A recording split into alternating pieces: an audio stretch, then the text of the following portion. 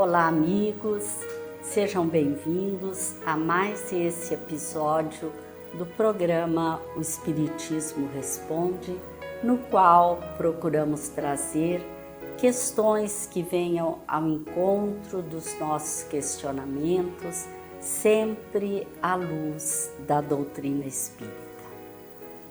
Nós sabemos que a humanidade vive a par de muitas dificuldades e busca formas de ser feliz.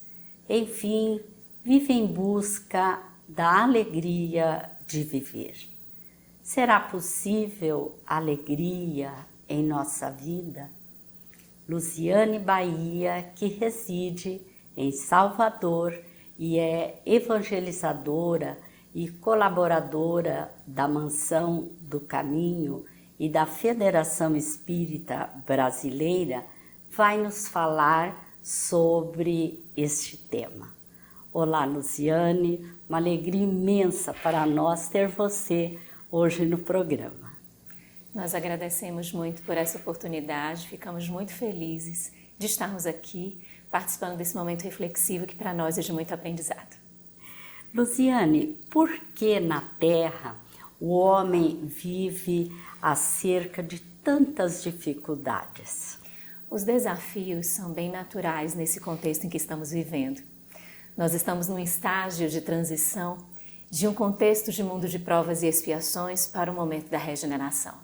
Costumamos dizer que estamos na primeira hora, no primeiro instante deste mundo de regeneração. Mas é natural que nos primeiros instantes, como um dia que está surgindo, ainda tenha a escuridão, ainda tenham essas provocações, que nada mais são do que esses resquícios naturais desse processo de transformação, desse processo de mudança. Então ainda são muitos os desafios que enfrentamos para retirarmos estes fatores que ainda estão arraigados, para vencermos essas dificuldades, esses entraves que ainda estão presentes do egoísmo, do orgulho, mas que à medida que a gente vai enfrentando esses processos, isso vai diminuindo e a gente vai avançando na madrugada, aguardando o raiar do dia que vem com o sol belo, trazendo a esperança e a oportunidade da alegria ainda mais efetiva. Então nós podemos afirmar que esse panorama mudará. Sim, nós estamos inseridos numa lei do progresso. Então, quando a gente ouve essa expressão do progresso, a gente percebe que tudo vai avançando. Tem momentos em que nós embaraçamos esse progresso, que é quando mais trazemos esse orgulho, esse egoísmo, essas chagas. Então, vamos criando empeços e dificultando, mas o progresso ele é inexorável e assim ele vai acontecer. Então, nós vamos caminhando naturalmente com esses estímulos, essas oportunidades que Deus nos concede, que são constantes, da sua amorosidade, da sua justiça, a gente vai alcançando aos poucos esse processo dentro da lei do progresso. Luciana, hoje, da forma em que nós nos encontramos, é possível vencer tantas adversidades? Nós estamos num contexto que acabamos por identificar os fatores ainda com muita objetividade. E o que Jesus nos pede, através do seu Evangelho, e que a doutrina dos Espíritos vem trazendo esse Evangelho redivivo ao nosso coração, traz para nós uma proposta mais profunda, que a gente consiga olhar para além das aparências, que a gente consiga perceber para além das superficialidades. Então ainda hoje a gente deposita as nossas buscas pela alegria, pela felicidade, por esses fatores de bem-estar, a gente ainda coloca nesses fatores mais objetivos, ao invés de percebermos onde está a grande profundidade que vai nos trazer uma alegria mais estável, que é a própria felicidade. Então, para vencermos essas dificuldades, para lidarmos com essas adversidades, nós temos de estar imbuídos deste olhar mais profundo. Quando Jesus fala ali no monte, que ele sobe o monte, o evangelista diz que ele sobe, o outro diz que ele desce, mas o Espírito Amélia Rodrigues, pela psicografia do nosso tio Divaldo, diz que ele para e fala as bem-aventuranças. Quando ele fala bem-aventurados e ele vai descrevendo aqueles passos, nós notemos que são os nossos desafios e que através daquela forma que ele nos apresenta como uma promessa efetiva, nós identificamos, são esses passos que a gente tem de seguir. Então, para a gente vencer essas adversidades, vai muito dessa vontade, desse querer. mas acima de tudo uma fé depositada nesse Evangelho do nosso Senhor Jesus Cristo, que só tem coisa boa para o nosso coração. Com certeza. Luziane, você poderia nos falar sobre alguns mecanismos que podem nos ajudar na superação das dificuldades?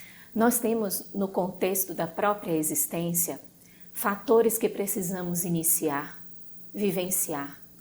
E à medida que passamos por eles, precisamos nos manter. E o que a gente encontra diante de uma adversidade é uma vontade de não estar nela. Diante da dor, a gente não quer enfrentar. Diante da dor, nós queremos sair.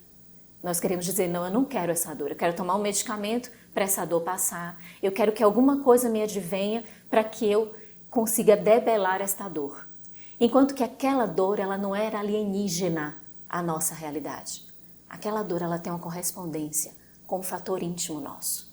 Com uma causa nossa que pode estar nessa existência ou numa existência anterior. Mas tem um diálogo com um aprendizado que a gente precisa desenvolver dentro de nós. Então, diante da dor é dialogar com ela. Diante do desafio da adversidade é dialogar. E não perguntar por que você está aqui, mas para que você está aqui. Qual é a sua funcionalidade? O que é que você veio me suscitar que eu não estou percebendo? Porque quando a gente tem uma dor, alguma coisa dentro do nosso organismo não vai bem.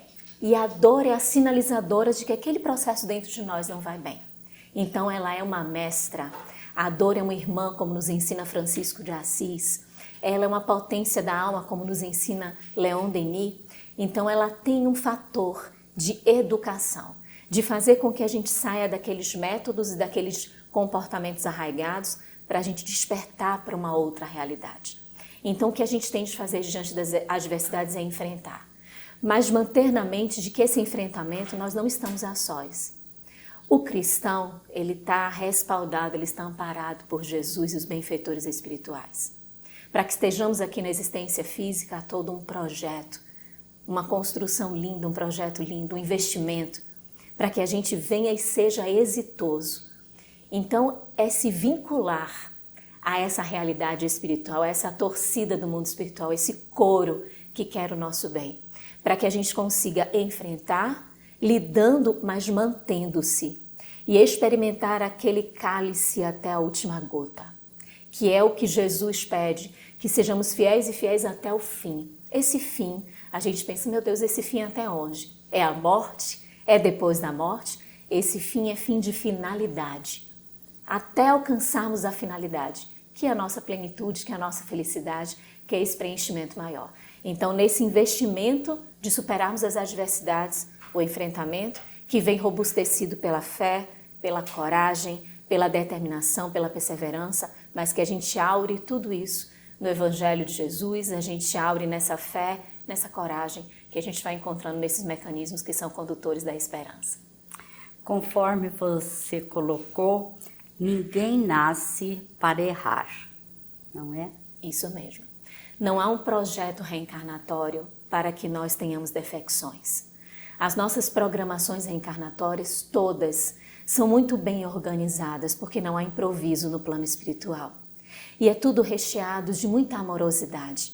Desse Pai que a doutrina dos Espíritos nos ensina, que é justo, bom, misericordioso.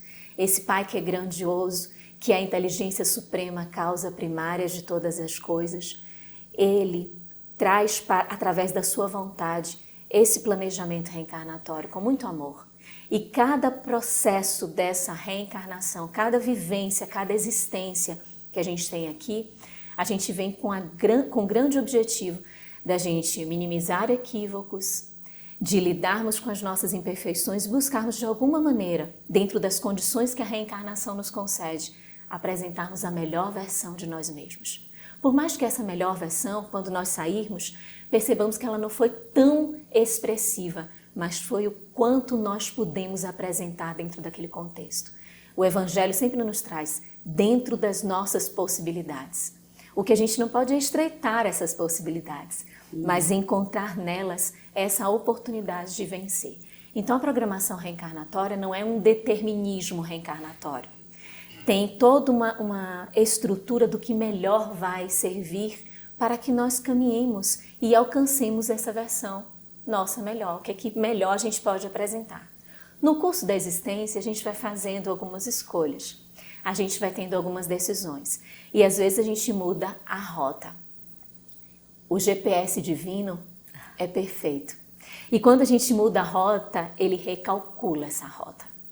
Não recalcula, vai ser o caminho para a gente seguir, vai ser um outro melhor caminho para a gente seguir.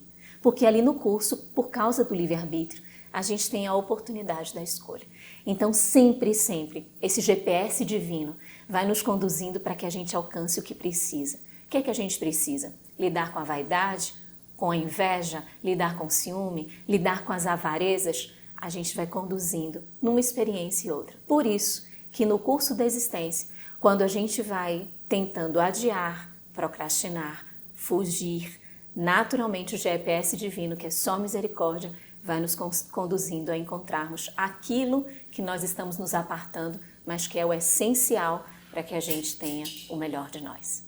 Você já fez alguma referência, mas eu gostaria que você dissesse algo mais com relação à busca de ir ao encontro de Jesus, facilita o enfrentamento das nossas dificuldades? Jesus, segundo o Espírito Amélia Rodrigues e o Espírito Joana de Ângeles, ambas as escritas sobre a psicografia do nosso tio Divaldo, elas afirmam que Jesus é a resposta dos céus aos apelos aflitivos da humanidade. A humanidade pede e Deus atende. Atende através do envio de Jesus. Jesus, ele é o bom pastor. Ele é a luz do mundo. Ele é o pão da vida. Ele é o caminho da verdade da vida. Estreitarmos os laços com Jesus vai nos fazer estreitarmos os laços conosco mesmo. Vai nos trazer aquela manutenção de uma fonte inexaurível de amor, onde a gente consegue se sustentar, se firmar e ter a certeza de que a gente vai caminhar firme até o fim. Jesus é um amigo fiel, o irmão de todas as horas. E estar nesta comunhão cada vez maior com Ele é deixá-lo feliz. Porque o que Ele deseja é a nossa alegria, é a nossa felicidade, é a nossa libertação. Então, ficarmos cada vez mais vinculados a Ele é perguntarmos, Senhor, o que queres que eu faça? Porque aí Ele, diante da sua sabedoria, da sua fraternidade, da sua amorosidade, vai nos trazendo, dentro das nossas condições e possibilidades, aquilo que podemos desenvolver. E aí vamos identificando um despertamento nessa nossa atitude, vinda desse amparo. É igual aquela historieta das pegadas na areia, que quando a gente olha as pegadas, estão ali os dois pares, mas de repente só tem um par. E aquele que está viajando olha para trás e diz, mas exatamente naquele momento de dificuldade só tem um par, então o Senhor me deixou sozinho? E que é que o Senhor responde? Não, meu filho, nesse momento eu te carregava, então esses pares aí, esse par aí é meu, essas pegadas são minhas. Então Jesus, ele sempre está a postos. Somos nós que precisamos estar à disposição dele. E qual é o sentimento que nos invade quando nós assumimos a postura de ser cristão, de seguir a Jesus? É uma alegria que invade por uma coerência dentro da programação divina. A programação divina é para o bem, para o amor. E a nossa gênese é uma gênese, o nosso nascedouro é essa centelha divina. Nós nascemos e somos criados simples e ignorantes. Mas tudo que está no nosso entorno nos promove a identificarmos essa naturalidade da organização da lei de Deus. Assumirmos a postura de cristão, não somente como um título, mas como uma vivência, vai nos colocando no sabor da correnteza dessa divindade. Porque quando nós praticamos o mal, e está lá no Livro dos Espíritos, como é que a gente distingue, questão 630, como é que a gente distingue o bem do mal? O bem é tudo que está de acordo com a lei de Deus. O mal é tudo aquilo que se afasta. Todas as vezes que nós nos afastamos dessa lei de Deus, nós acarretamos para nós essas dificuldades, os sofrimentos, os empeços, e isso faz com que a gente nade contra a correnteza. É um esforço muito grande que a gente faz para fazer o mal, é muito grande, porque é contra a natureza do que está no nosso entorno, a lei divina ou natural. E quando a gente assume essa postura de cristão, e é uma nomenclatura trazida por Lucas, o evangelista, o cristão é aquele que segue o Cristo. E a questão 625 de O Livro dos Espíritos mostra que ele é o modelo e guia da humanidade, Jesus. Então, seguir o Cristo é seguir esses passos da coerência, dessa correnteza do bem, do amor, da bondade que Deus nos traz e nos envolve a todo momento. Então, é como se nós investíssemos numa identidade, num pertencimento. Jesus, ele é o arquiteto do nosso planeta. Nós somos almas crísticas. Envolvermos-nos na sua mensagem traz essa ideia de identidade, de pertencimento e, obviamente, de fortalecimento, de certeza que o caminho está seguindo bem, está seguindo de forma adequada. Há uma questão em O Livro dos Espíritos que diz, né, que se a pergunta é se a felicidade é possível na Terra, né? E os espíritos respondem que sim, conforme é possível, né? Você poderia nos falar sobre essa alegria perfeita na Terra, embora vivamos nesse momento tão difícil para a humanidade? No Eclesiastes, a gente vê que a felicidade não é desse mundo. Sim. Jesus corrobora dizendo: o meu reino não é deste mundo. E é mesmo, porque quando a gente fala de felicidade ou reino, é a plenitude. Não significa um ponto de chegada, mas significa um estado de espírito alcançado a partir de conquistas que nós formulamos nesse contexto. A alegria é uma emoção. E nós que estamos encarnados, precisamos lidar com essa emoção. Sem sermos efusivos e desproporcionais, porque a alegria, de forma indisciplinada, pode nos trazer descalabros, mas também sem enveredarmos para a tristeza e nos mantermos num contexto mais deprimente acerca dos fatores. A alegria perfeita, ela nos traz a esperança de dizermos que em nós temos os arcabouços exatos para superarmos tudo que está no nosso entorno. E essa alegria perfeita trazida por Jesus faz com que a gente entre nesse caminho que o Espírito Joana de Ângeles, sobre a psicografia do tio Divaldo, diz que é as trilhas do Senhor, que a gente caminha nessas trilhas do Senhor onde a gente tem espinhos, poeiras, pedras, que não são colocadas por algo que está externo. É nosso. Tudo que a gente enfrenta no caminho é nosso e que precisa ser desvestido, retirado à medida que a gente vai enfrentando os passos. Então, essa alegria perfeita é nos mantermos conscientes de que esse compromisso de estar no caminho e de vencer as adversidades é uma realidade para a nossa felicidade. A felicidade não é desse mundo, mas a alegria é. E a alegria perfeita é a consciência do dever que precisa cumprir e traçar isso com serenidade e com muita fé no coração. Porque aquele que elege o caminho do Cristo encontra os embaraços, mas encontra também o caminho pavimentado pela amorosidade do Cristo que nunca nos deixa. E por conta disso nós estamos seguros. É um caminho que nos abarca, que nos acolhe e que está moldando-se a cada contexto nosso nos desvios, nos percalços, mas para que nós cheguemos no objetivo maior. Eu me lembro que quando o Divaldo, nosso querido Divaldo, esteve no programa da Ana Maria, né?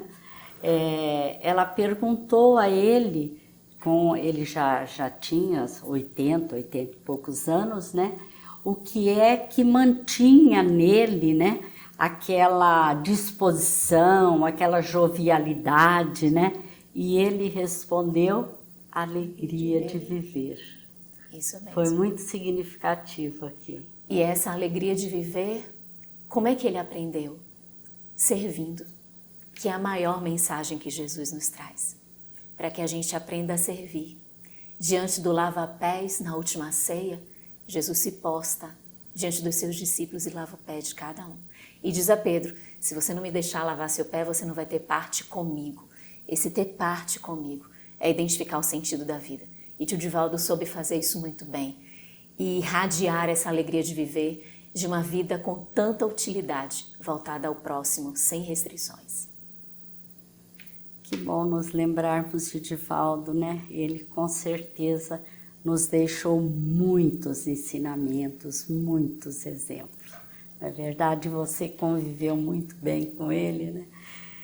Luciane, nós agradecemos imensamente a sua presença e desejamos tê-la muito em breve conosco. Gratidão imensa, querida Ivone, e a todos aqueles que nos acompanham. Estarmos nesses momentos aquece o nosso coração e vai reforçando essa coragem, essa esperança, para que a fé sempre esteja presente no caminho nosso dos cristãos redivivos. Gratidão, querida. Nós agradecemos a atenção de todos vocês. Gostaríamos que deixassem o seu like e que se inscrevessem também no canal. Nossos votos de muita paz a todos.